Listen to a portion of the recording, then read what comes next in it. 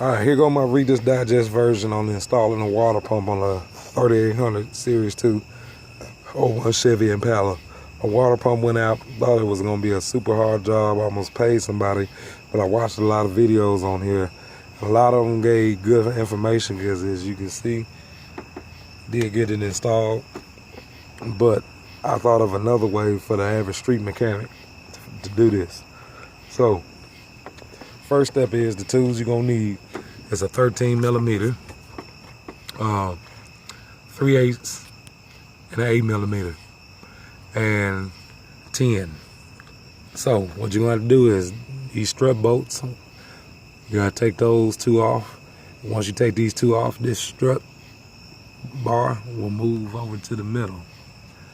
Next step is you got these 10 millimeter bolts to go right there to hold the reservoir tank on now. The easiest way to do this is, a lot of people say pull it and lay it to the side, but you got to remember you have coolant, a hole at the top of that back side.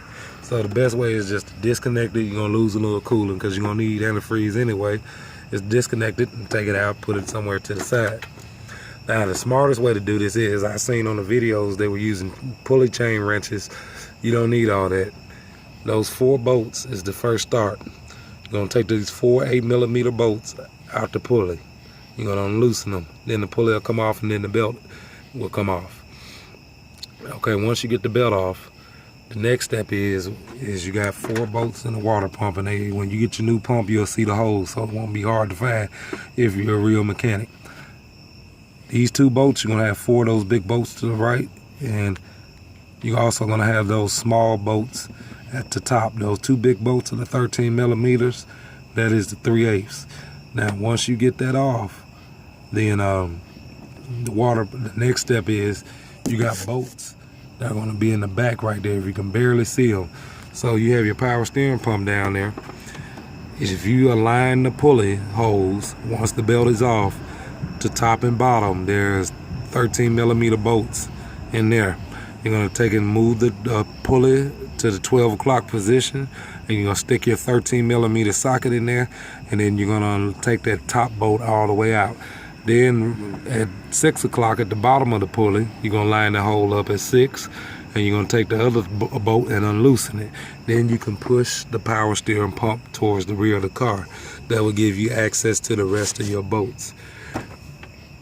And the procedure is, once you get the gasket off, I recommend you get Permatex gasket. As you can see, I got a few little leaks from overspill, but get you some Permatex gasket, and they make a specific kind.